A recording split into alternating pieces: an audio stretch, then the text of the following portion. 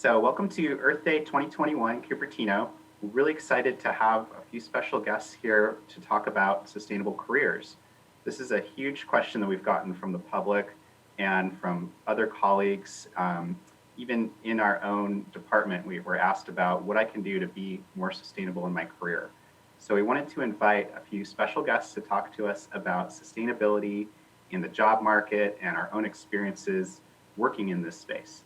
So with us today, we have Trish Kenlon, who's with Sustainable Career Pathways. She's a career coach specializing in this field. Also with us is Erin McSlavkin, who is a sustainability program manager with HP. And I am Andre Duurvoort. I'm the sustainability manager here at the City of Cupertino. So with that, I'll just ask that our guests give a little bit of background about themselves and how they got into a sustainable career. Erin, would you like to start?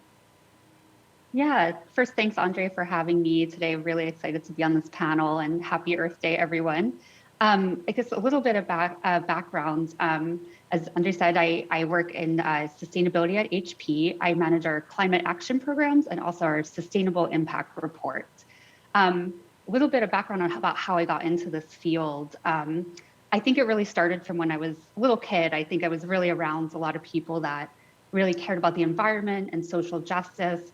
So from a young age, I think I had those values, but it wasn't until college that in all honesty, I was putting myself through college. I'm the first one in my family to go to college, and I was looking for a job. And the first one that popped up that was really exciting was working for the recycling program at UC Davis. And so I applied, I got the job. And for me, it was just so amazing being able to see and work on these programs outside the classroom that were really making an impact at my local university. And so I wound up changing I wound up adding environmental policy and planning onto as a minor, and then just pursued that throughout all of college, and didn't really think I could get a job in this. It was really more of a hobby to me, but I graduated in 2009. And that was around the same time An Inconvenient Truth came out. And to be honest, I think that explosion in interest in sustainability, I started seeing more jobs that were available. And so as I was graduating and thinking about what I wanted to do, on a whim, I kind of just applied to a few different opportunities and was lucky enough to land a job at Stop Waste doing environmental education for 4th and 5th graders about resource conservation. And in all honesty, I think I was making about half of what a lot of my peers were making, but I was so excited and so passionate. And I felt like I love this and I feel like I can make this work. And so from there, I worked at Recology on waste reduction and recycling as well for cities, local governments, including East Palo Alto and Redwood City. And then I worked at the Office of Sustainability for the County of San Mateo for 3 years after that, so in local government. And I decided as I was working in local government, I wanted to experience what it was like to work for a Fortune 100 company, for a larger company, and just see what that was like. And so I wound up going to Presidio Graduate School to get my MBA, and was lucky enough to land a job working for HP when I graduated, first in the corporate real estate team at HP. And as of a year ago now in our sustainable impact strategy team. And I'll talk a little bit more about what I do later. Awesome. Thank you, Erin. And for myself, really similar to Erin, I have always been kind of an environmentalist. I grew up in California and the coast and just really have been influenced by the environmental movement, and as a kid, watched shows like Captain Planet and tried to educate my parents on how to recycle. And so that's always been just a really fundamental part of myself. And so when I went to college, I did a environmental studies degree at UC Santa Cruz. But when I graduated, I was really not sure how to apply that. And I'll say that there was a lot of luck that just landed me into a job that was totally unrelated, really. It seemingly unrelated job to my career today, but it ended up launching a really interesting set of jobs.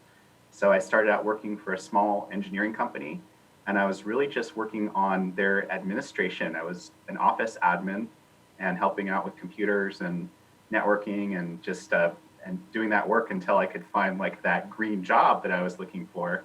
But what was really lucky is that some of the work that they were doing introduced me into the world of buildings and energy efficiency. And while I really didn't study a lot of that in college, I was super fascinated with that field. So really that launched a career of getting more and more knowledgeable and interested in specifically like the technical aspects of buildings and how to make them more efficient. And I was kind of saw the connection between that and sustainability and slowing down climate change. So that was a really fascinating journey because it really was lucky that I started down that path. And it's just been extremely fulfilling exploring that and becoming more of an expert in that field. So it's been about 10 years that I was doing that, and then moved more into sustainability more broadly, which is things like how to calculate the carbon footprint of a whole organization. And now what I'm doing here in the city of Cupertino is working on those same problems just at a bigger scale. So it's been a really fun journey, and really looking forward to talking a little bit more about all the different aspects and skills that we use in our job day to day. Trish? I also want to start off with saying thank you so much for having me, and happy Earth Month. I feel like it's Earth Month these days. But yeah, so I'm actually a little bit older than you guys, and so sustainability was definitely not on the radar when I was choosing a college major. And so I started out with just a classic business undergraduate. And then I focused on working in operational efficiency and consulting at companies like, Bank of America and IBM and CGI, and just really that classic business background. And I loved what I did. I loved consulting, and I loved working with clients, and I loved helping companies make change. But right around then was when GE's Eco-Imagination was getting big, and Green Order was a thing. And so I decided I really wanted to kind of take those skills and apply them with a sustainability lens. So I went back to get my MBA at NYU Stern, where I was fortunate enough to be a EDF Climate Corps Fellow at TX2 Energy, which is the electric utility down in Dallas. And I was able to turn that into a full-time career on the corporate sustainability team at Ann Taylor, mostly focusing on energy efficiency and procurement for our stores, which were nationwide. So that was really great. I loved that work. I took some time off to start a family. And then when I came back, I founded my own website and career coaching service called Sustainable Career Pathways. And that's what I do now. I think actually what I really love most about all three of our stories is that they are not linear. We are, doing things that are sort of related to undergrad and sort of not. Because I think I've never met anyone in sustainability who has had a straight line from A to Z from where they started out to where they are now. It's inherently a multidisciplinary discipline. And it's important to remember that where you start may not be where you wind up. You just need to start working in a direction and get going. That's so true. So we're going to dive a little bit more into what it is we do day to day. And this is, again, a really common question that I get from members of the public here in Cupertino, but have definitely fielded these questions across the years, especially being the one in many organizations and positions where people kind of ask you, like, what is it you do? So, Erin, I would love if you could highlight a few of the things that you do day to day over at HP. Yeah, sure, Andre. And also want to plug Trish's website, Sustainable Career Pathways. I think it's been awesome. So I totally agree. It's not been linear. And I also want to say a lot I've learned on the job as well. So just to speak a little bit, my first job at HP was in the corporate real estate and workplace services division. So I was managing sustainability programs for our 200 sites globally. And I really focused on waste, water, and employee engagement programs in that role. And I want to say I came in obviously with like that strong waste background from my work at Stop Waste and Recology and with the County of San Mateo.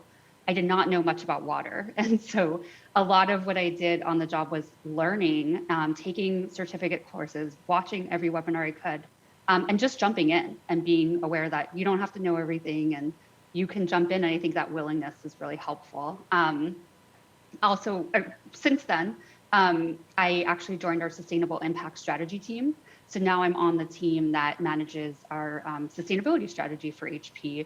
And my role is managing our sustainable impact report, which we put out once annually. It's a really big endeavor that collects information from across the organization and reports it, everything we do, basically encyclopedia of HP sustainability.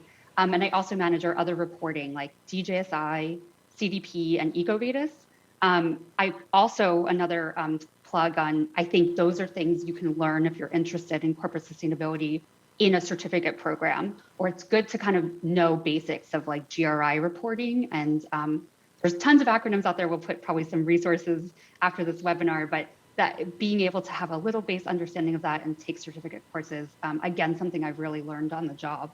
I also manage our climate strategy and programs, which involves goal setting, our climate policy positions, and coordinating with other groups across HP to implement the strategy. So understanding what the goal should be for our supply chain and how are we going to get there and setting up that program, or working with our operations team on their goals, and also working on climate justice and how we can ensure what we're doing across the organization also has that social justice lens as well. So I think really important for the skills I've had is learning on the job, being willing to jump in, being a good liaison, and being able to influence, and stakeholder engagement, as well as project management. Erin, could you just clarify a little bit, because this is another interesting topic, and at the risk of getting into the rabbit hole, but what is reporting? What does that mean for a company? Yeah, so I would say a couple acronyms. Again, we'll add those probably at the end, but right now companies voluntarily report on their sustainability programs. So a lot of them will follow GRI, SASB, SASB, and there's kind of an acronym soup out there, but we also report to the UN Sustainable Development Goals and a few others as well. And so it's voluntary reporting that companies do to show, to be transparent on how they are performing against sustainability. These things I think are going to become mandatory. So I do think that jobs like mine are actually going to increase because we see additional regulation across the world asking for more mandatory reporting as part of your corporate reporting. So similar to companies putting out a financial report. So I do really encourage people, if they're interested in corporate sustainability, learning more about reporting and requirements and getting brushed up on that side of things. Thank you. You know, that we spend so much time on these reports that I forget that it's just almost invisible to a huge amount of people in the world. And so that's certainly something that I spend a lot of time doing in my role as well. So here at the City of Cupertino, we do a lot of the work that Erin is doing at HP in the corporate sector, just in a different context. We also do reporting as a public agency. We have to track our greenhouse gas emissions and actions that we're taking, and that's all really contained in a plan that we put out called the Climate Action Plan. And we also kind of do progress reports to our city council and to the general public on how we're tracking against that plan. Probably the only difference I would say between the public and the private sector in that regard is that these plans are really public plans. So when you do that strategy and decide what you're going to do in terms of your sustainability in a corporation, you have to get all your stakeholders together. In the public sector, it's really like the whole community should be involved. So that's a huge part of what we're doing here in the City of Cupertino, is just really first trying to educate the public about what our emission sources are, and then having discussions in as many different forums as we can about what to do about it. And those plans are very long-term plans, because if you're thinking about a city, we're talking about all of the infrastructure, the roads, the bike lanes, the water supply. So very similar to what corporations do, but really geographically set in terms of our city boundaries. If you ask me what I did day to day just a couple years ago, it would be like 90% spreadsheets. I think all of us can relate to just the amount of data and work that we do from a technical side is really important. And this was something that, as someone without like an engineering background, I did environmental studies in school. I didn't do engineering. I quickly learned early in my career that spreadsheets and getting to know how to manipulate the numbers and do formulas in Excel is really important, and also understanding what the data means. Data quality is really something that I spent a lot of time on early in my career, especially for energy and water data. It's messy data. The systems to collect that data are just, far behind the rest of the world and the rest of technology advances. So I think anyone jumping into this field should know that it's the importance of data, and high quality data is super important in order to inform and make decisions about what to do about anything regarding your utilities or your carbon footprint. So I definitely spent a collective, many years of my life deep in spreadsheets, and that was a great experience. So really a lot of that is to do what's needed in the organization. Early in my career, I was really just eager to learn and fill in skill gaps that I had with, just reading. Like Erin mentioned, taking certificate courses is really a valuable way to learn those skills. But also, as Trish mentioned, it's highly multidisciplinary. So it's always worthwhile to get to know what your colleagues are doing, and not only become an expert in your one thing, but also have a broad knowledge of what is needed to really succeed in your organization and help other people to succeed, to be more sustainable in what they're doing. So a lot of that, as it translates today to my work in the City of Cupertino, it's learning about what's happening in other cities, what the state is doing, what our federal government is doing. So really keeping your eye on policy and how that affects your future decisions that you're going to make. And also in helping to educate in the term I've heard in the past is really influencing without any kind of authority. Me individually, I don't have much authority, but we can, do a lot of work with story building and storytelling, really helping to people to understand what's the greenhouse gas footprint, why is it important, how does it connect to these big crises that we face in our future when it comes to climate and the change in risks that we face. So a lot of that is policy research and public speaking. I was really never that big on public speaking, but something that I just had to work on as a skill. And turned out I just enjoy it more the more I do it. So that was also a big learning in my career, is just being comfortable having conversations out in the public or in your company or in meetings is really, can be fun. I know a lot of people struggle with that, but it can be fun and you can learn it.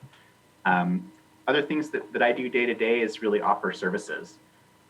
So this is something also that I did in my past job as a technical professional, was provide services, help people to certify their buildings as LEED green buildings, helping people to reduce their energy bill. That I spent a huge part of my career just doing energy conservation. It's extremely rewarding.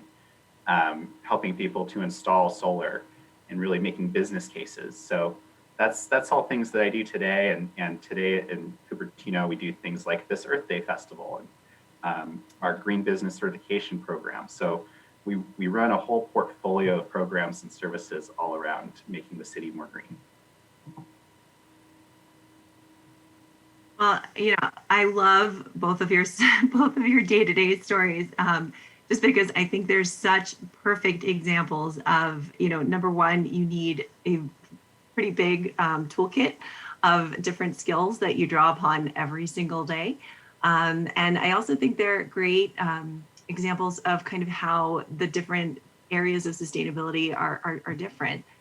So like, for example, Erin's work is a great example of how in corporate sustainability, you could have someone like an Erin who kind of works a little bit on everything, right? You could be doing strategy and goal setting one day, reporting another, project implementation, that sort of thing. And then other folks who are working in sustainability could focus almost exclusively on one of those things. Like I know folks that are just exclusively working on reporting, or maybe are just working on project implementation.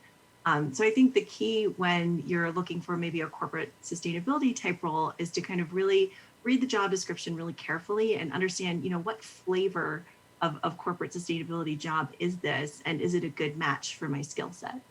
And Andre, I loved all the different things that you do, because I think it's a perfect example of how much communication skills matter. I'm sure, Erin, as you do a lot of communicating all day long as well. One of the things that I think people sometimes takes them a little bit by surprise when they start working in sustainability is how much education we all still find ourselves doing. So be it building the business case for somebody within your company, or maybe for a partner, or Andre, for you doing education to people about kind of what services are available. Anybody, whether or not it's in your job description, if you're working in sustainability, you're going to be educating people, and you're going to be communicating, and you're going to be doing that storytelling and things like that. Some other threads I saw with both of you, and I tend to see it kind of across the whole space. You mentioned data and data management and data analysis. You gotta love spreadsheets. It's just all there is to it. And yeah, certainly working on those communication skills, presenting, getting your ideas across effectively. Of course, project management. I think a lot of people would agree. There's a lot of projects out there.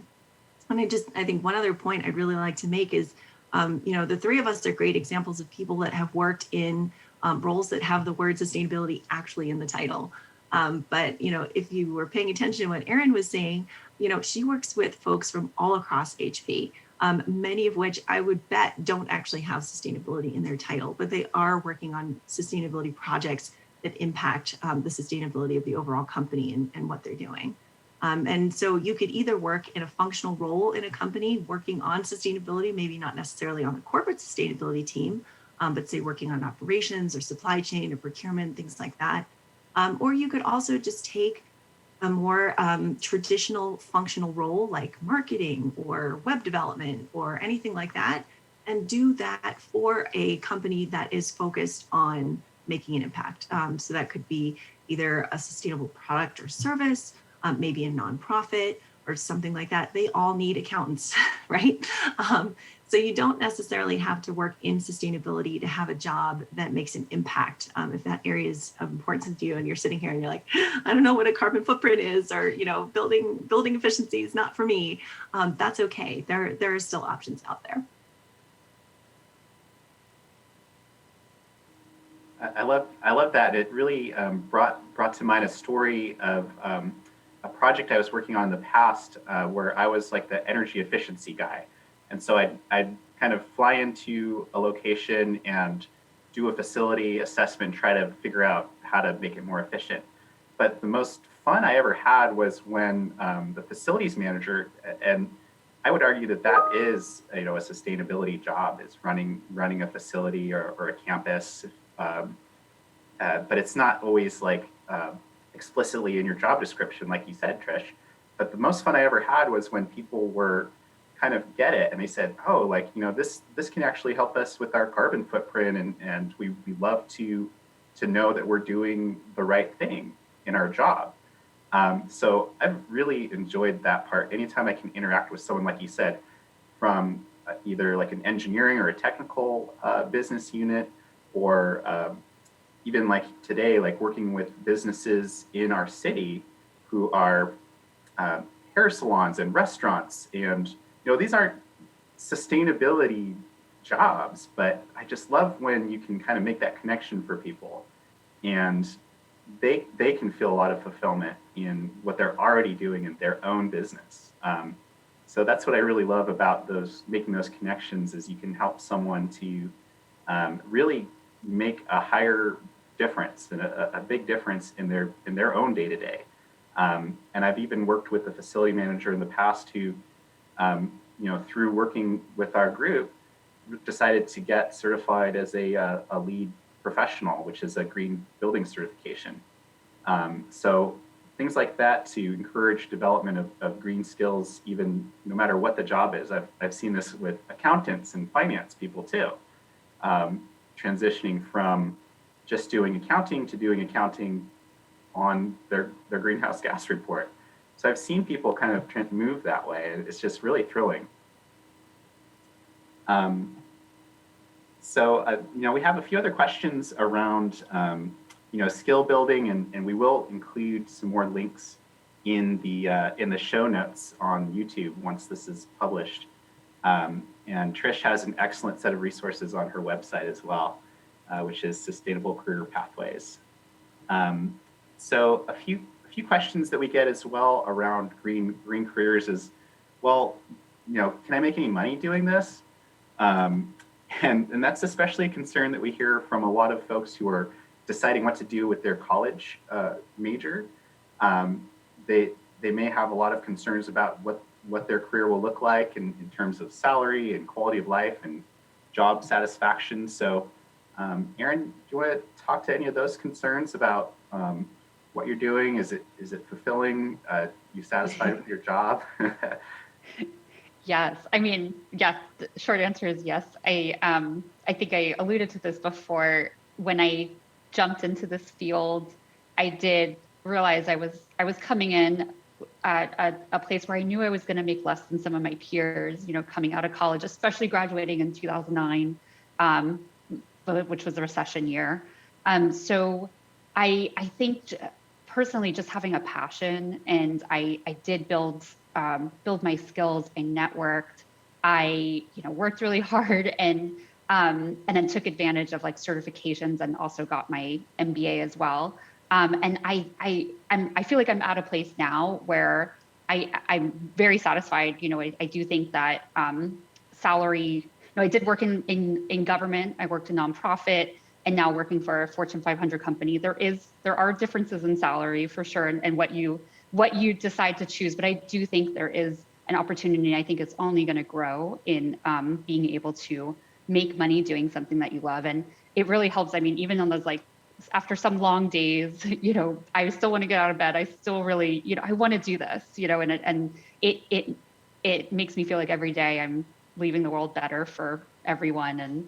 And that's just really great, being able to do that. So I think working in this field, I think it's a great balance of doing something you love, making money doing it. Of course, there's like a scale there, but I think it's definitely possible, and just feeling like you're making a difference. So.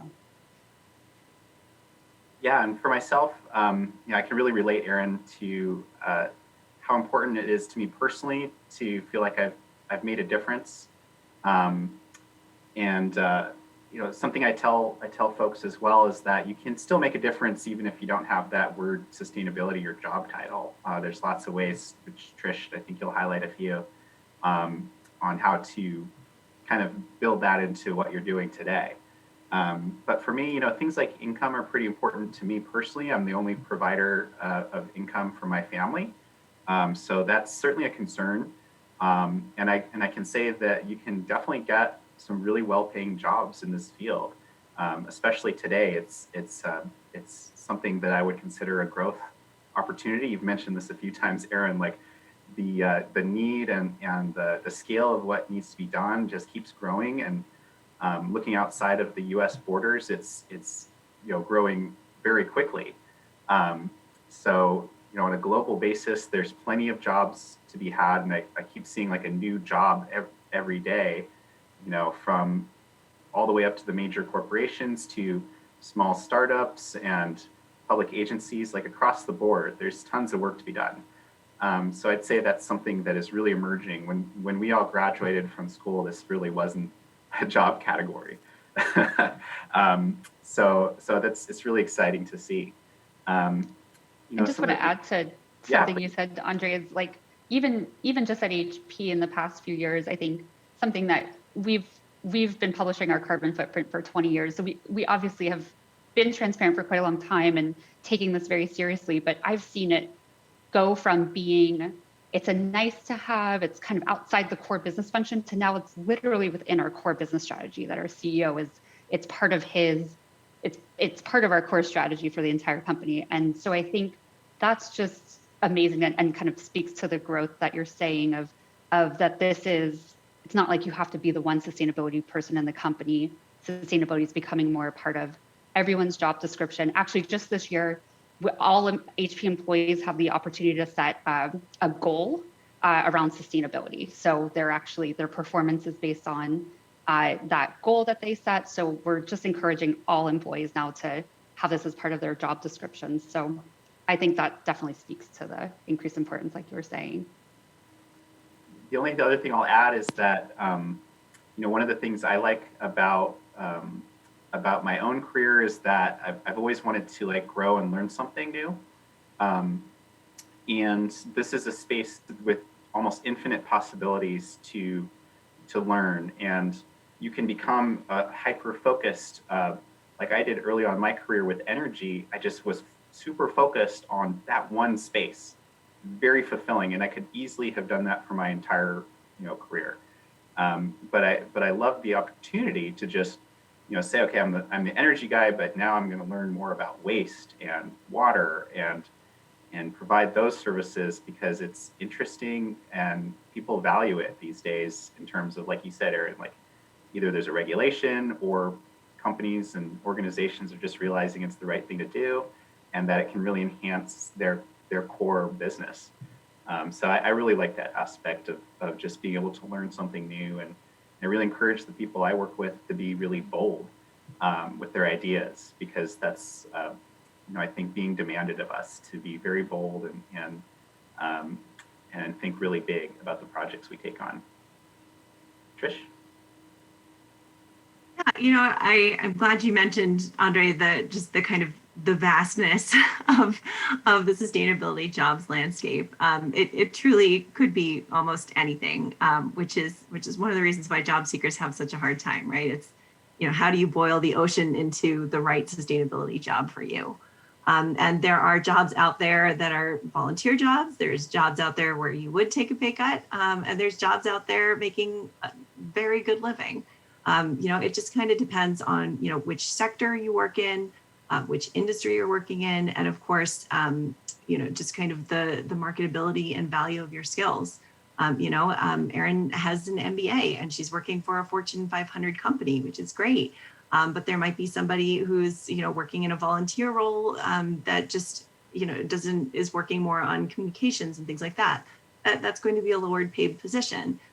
So there's opportunity all across the board, depending on kind of where you want to make your impact, what organization you want to make your impact with, and the value of the skills that you're bringing to the table. It's not just sustainability focused, but your functional skills and that sector that you're working on is going to have a really big impact as well. Trish, here's a question I've gotten from students in Cupertino. A lot of students want to go into a STEM field. Is that required for this kind of job, or can you give any advice, specifically for folks who are looking at, technical work, say they want to be engineers or software programmers? Are there opportunities as well to get involved in the green economy? Yeah, absolutely. I mean, when you're trying to choose which field to go into or which college major to do, really all you're doing is you're choosing in which way am I going to make an impact, right? So like, for example, if you work on policy, you're helping to kind of change the rules of the game, right? And help society in the manner and the rules for how we're going to make an impact. If you want to go into like a STEAM kind of thing, if you want to work on, science and engineering, you could be doing things like measuring how are we doing from an environmental standpoint, measuring our progress or identifying areas of opportunity. Engineering, we need innovation. We've got some great solutions right now, but obviously there's always room for new products and more efficiency from pretty much everything that we have, from building efficiency to how we generate electricity to transmission. There's a ton of opportunity out there. You could also even there's opportunities in education or even the arts, changing hearts and minds to get them ready for action and make their own impact. Or for business, working on those products and services and themselves, or how they're made and how they're created, and reducing our environmental impact and improving our social impact. So, it's really, that's what drove me to actually start my website to begin with, is because you can come at this from any angle. It's just finding a way to say, okay, how do I take the functional skills that I have, or the things that I'm good at? Maybe I'm an artist, maybe I'm an engineer, maybe I'm a business person. And how do I find a way to take my functional skills and find a way to make an impact on the area that I care about, be it environmental, social, or just really anything. So there's a lot of opportunity out there. It's just thinking about, what are you good at? What do you want to do? How do you want to make change? And what do you want to change? What do you care about most? Is it justice? Is it the environment? Is it diversity? There's a lot out there. I love how you mentioned the creative skills too. Like I said, like storytelling is a big part of what we do, of just, as part of education campaigns. And I've seen some really creative work just in the last year, 6 months, from artists and musicians, really making connections with their work and the impact they're having on spreading a global message and building, unity really around some of these ideas. So I'm really glad you mentioned that. Yeah, I mean, Erin, and I think you also mentioned Al Gore's movie, right? And back then that was revolutionary. And now that field of just creating a way for people to connect through documentaries, through art, and just really educate and inspire people it's really come a long way, and it's very sophisticated now. And you can absolutely do things like that. So we don't all have to be spreadsheet nerds, even though I will say it is kind of fun once you get into it. But Erin, what are some of those skills that you find yourself using, and how did you, or challenges that you face in your work? Yeah, and I also just wanted to reiterate what Trish said too. At HP, my job is one of many types of jobs. Like in sustainability, we have product stewards that work directly with our business units to make our products more sustainable. We were just hiring for a packaging engineer to make our packaging more sustainable. So I think there are definitely a breadth of different types of positions at companies as well, whether it kind of leans more strategy, more communications, or more, engineering. So, but yeah, in terms of the skills I use, I think I talked a little bit about this, but one, especially that I noticed a lot coming to this job from having worked in government and nonprofit, was how making the business case for sustainability. And that was like, that skill, and having, I don't think you necessarily need an MBA. I think that definitely helped. But I also did take a springboard class on data analytics. I think that was also very helpful. Just knowing how to speak that language and understand budgets and what is the payback of a certain project going to be, what's the business value, being able to express that. And sometimes it's not direct business value in terms of dollars, right? Sometimes it's brand value or, associated risk that we're avoiding. So I think that is really important. Andre, you said it a few times, spreadsheets. I think accounting, being able to know your way around the spreadsheet. You don't have to be, amazing. You don't need to necessarily, at least in my job, know like SQL or anything, but I think being able to have those skills is important. And then again, just influencing stakeholder engagement.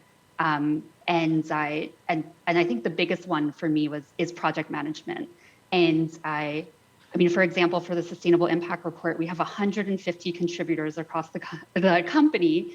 contributing to this one report, and with basically a 6-month project that we're trying to meet a certain deadline for being able to publish it, design it, get legal approval. There's so many different aspects of that, and being able to manage a project, and especially with a virtual global team, has been an important skill for me in my position.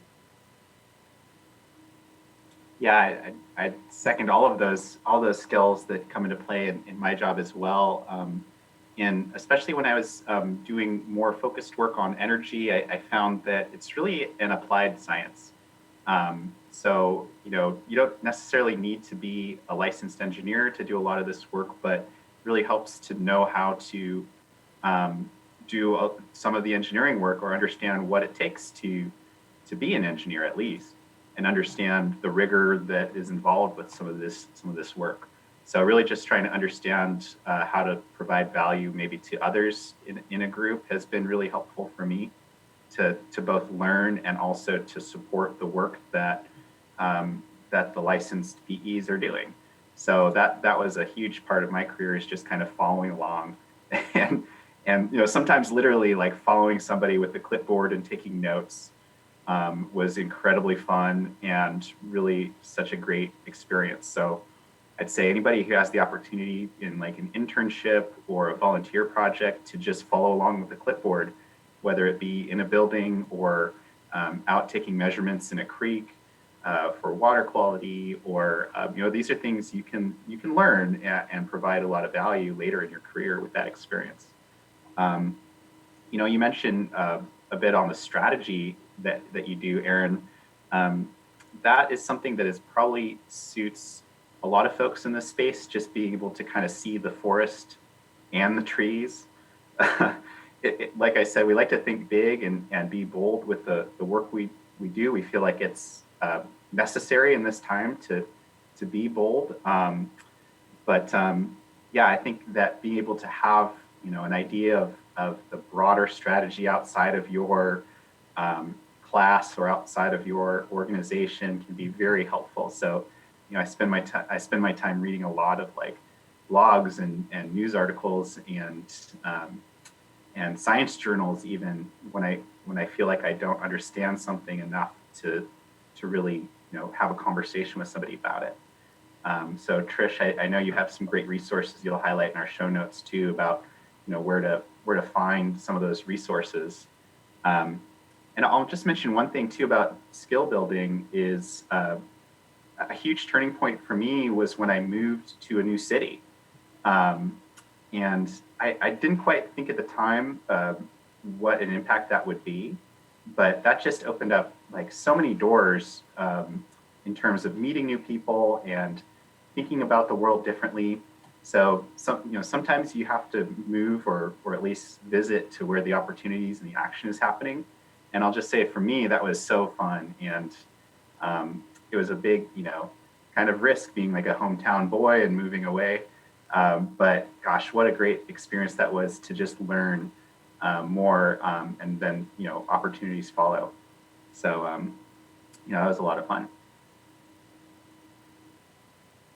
Yeah, I love that. I moved about 2 years ago as well. And I just find that there's something about moving to a new place that kind of puts your mind in this discovery mode and kind of really gets you out there and learning and connecting. And it's really great.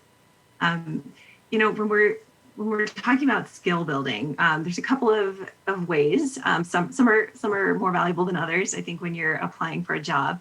But I think the gold standard, of course, is work experience. So anytime you can get experience with working with sustainability tools or concepts at work is going to be really, really a valuable tool for you. So things like raising your hand at work, reaching out to the sustainability team or the green team and saying that you're interested.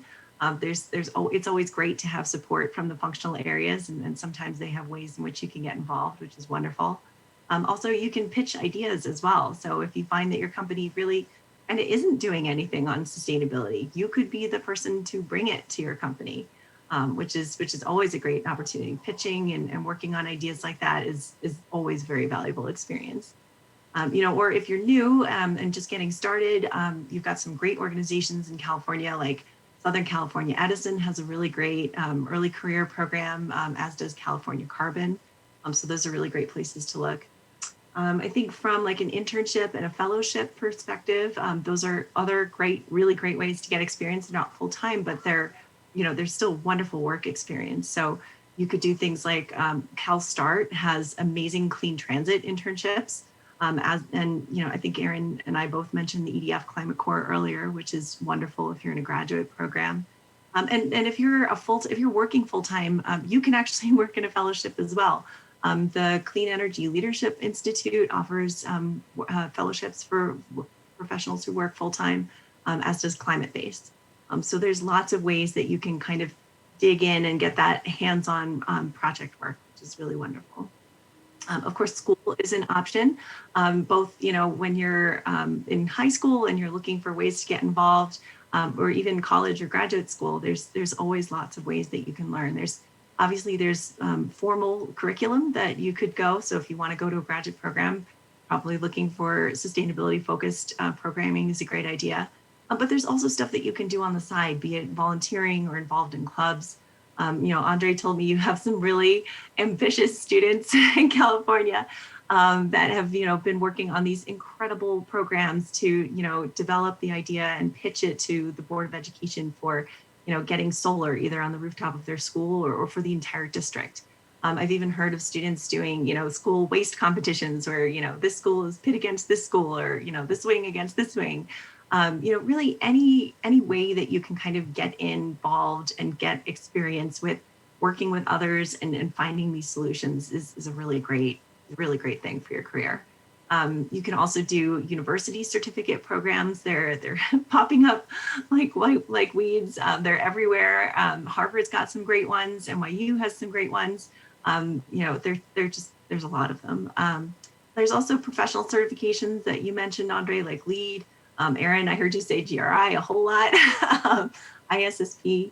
But generally, when you're thinking about either a university certificate program or a professional certification, my advice is always, those are usually big investments of time and money. So I always say, think really carefully about, what experience or skill gap are you trying to fill, and is that truly valuable to the type of work that you're hoping to do? I wouldn't say, just everybody go out and get LEED if they want to work in sustainability, because, that may not be appropriate for the type of work that you hope to do eventually. LEED's a great program, but it's not necessarily relevant to everything that is out there. You can also do skills-based volunteering. Idealist has a awesome search function to help you find, what kind of organization you might want to volunteer for, what kind of skills you might want to use and develop. Those are great. And of course, research and writing. Andre, you mentioned how much you read on your own to just kind of get smart on topics that maybe you don't know a lot about. And if you want to kind of demonstrate an expertise in something that you've learned about that way, I've seen a lot of people be really, really successful in doing their own content generation. So starting a blog, starting a podcast, anything like that, you can kind of really show the world what you know and what you're capable of that way as well. So lots of options, huge scale for different ways that you can kind of develop your skills and show off your skills as well. Yeah, one thing that's really that it struck me about what you just said is, we all do a lot of reading to stay up to date, but also a skill that I've been working on lately and have found to be extremely useful is actually admitting what I don't know and being very open with that. Which is hard for me because I spent so long trying to be like an expert. And that's extremely useful. You become an expert, you're all of a sudden very useful in a lot of jobs. But I've found a lot of value, just personal satisfaction of having what I've heard called like a beginner's mindset. And that has been a bit of a challenge for me to admit when I don't know something.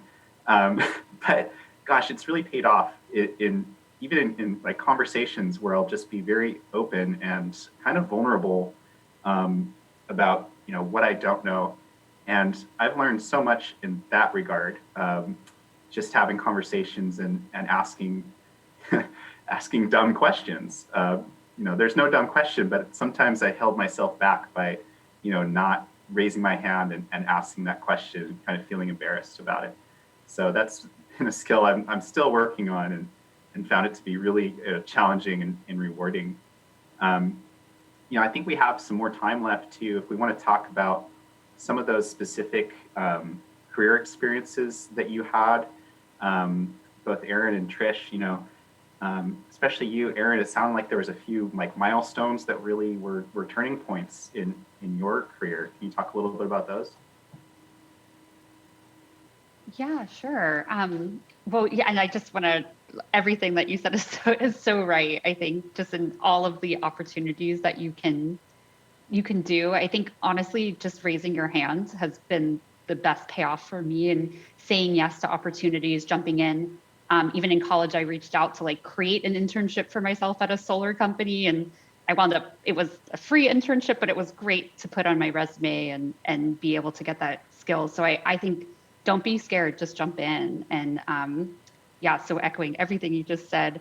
And I think that was probably like a turning point for me. And I was working for being able to work for the UC Davis recycling program, and like I said, getting to see in action, like something physical, like I was helping, and I set up our first large scale composting program at a university in the United States. And I think just that like powerful, like, oh my God, this is amazing. And then we had other universities calling us and asking how we did it. And I just was like, wow, this is so cool. We can actually, I can make change at my campus, and I can help others. Like this is a thing. So I think that was a really big turning point. And then, like I said, I think honestly, an inconvenient truth, and having that powerful documentary and realizing like, I can't not act, I can't not do this, and then at that time, I think the world was changing enough that there were more opportunities out there, and I jumped on that. And I would say also taking that risk. I was working in local government. I'd worked there for 3 years, and I was very, very nervous about honestly spending the money to get an MBA. Was like, is this really going to pay off? And I took me a while. I thought about it for quite a long time before I jumped in. And I finally took that risk, first going part-time and keeping my job, and then deciding to go full-time and really making the most of it. Signing up for every club I could, like meeting all the mentors I could, signing up for every project. And that really paid off as well. So I think those were quite big turning points. Those were my turning points for me. But I think just being open to opportunities, volunteering your time, if maybe you're not necessarily directly in this field just yet, all really good ways to get into the field or just propel yourself in the field. Trish, those are all great comments. I want you to take us home here with any lessons that you want to call out. But also, I've heard the word volunteer a few times, and I really need to acknowledge all of the volunteers who made this year's Earth Day Festival possible, including a lot of volunteers from our local high schools here in Cupertino. So all of them are, doing a great job on their own time to make this festival possible. And also, making their own way in the world of green careers. So I just wanted to acknowledge the great work that they're doing. Trish, anything you want to say to bring us home? Yeah, I'd say a lot of what we've been talking about is maybe for folks as they're starting to think about sustainability as a career. If you are just starting out at ground zero and you're trying to figure out, what's this whole sustainability thing about, Project Drawdown has an amazing introductory course. It's on YouTube, it's free. It's called Climate Solutions 101. And they really do a great job of breaking down, what are the drivers behind why we care so much about climate change and why it is actually an urgent need that we need to address. What are the solutions and kind of what are their approximate scales and what are the limitations of those solutions, and how do we roll those out at scale? So if you're looking for a really great big picture, like how does this whole thing work, definitely go to Project Drawdown's website and check out their Climate Solutions 101. Also, I have to mention SDG Academy. They have a fabulous website where if you're starting to explore some of these, tools and concepts and ideas, They have so much free training on there. It's definitely worth looking into for sure. And also just really folks that are fabulous at the local level. They work nationally as well, but locally, both the Sierra Club and Vote Solar are awesome for getting the word out about how you can get involved in advocacy from a local perspective. So if you're like, okay, maybe a career is not for me, but maybe I really want to start, having those conversations with my city, or with my town council or something like that. The Sierra Club and Vote Solar both really have their fingers on the pulse of kind of, what's out there, what's active right now, and how you can get involved. So lots of ways to get involved professionally, hopefully, but if not, there's just so much out there. That's great. Thank you so much, Trish and Erin. I've learned a lot, hearing from you and your stories. Any last words, Erin? No, I feel like I've learned a lot just from hearing Trish with all these resources. It's amazing. I was taking notes. And from you as well. So yeah, maybe the last thought is be friendly, network, reach out to people in the field, and they're willing to chat with you. And I think informational interviews as well are a great way just to get your feet wet and understand what other careers are like, and start making connections. Yep. I'm just going to echo what Erin said. I mean, this whole industry is about relationships and collaboration. So the more comfortable you can get with reaching out to strangers, having a conversation, and just kind of developing long-term relationships, not just, hey, can I have a job? That sort of thing. You want to find a way to meet people and connect with them in a way that you can develop a long-term relationship that'll benefit both of you. That's a really important skill. Great advice. Well, this has been a lot of fun. I really appreciate your time to help make this Earth Day Festival, I think, a really productive time to talk about this topic. And I think we've answered a lot of the questions that we've heard over the last few years about how do I get my career to be a little more green and get involved. So Trish, thank you so much. Erin, I really appreciate it. And thanks again to all of our volunteers who made this Earth Day Festival possible. Thanks for having me. Thank you.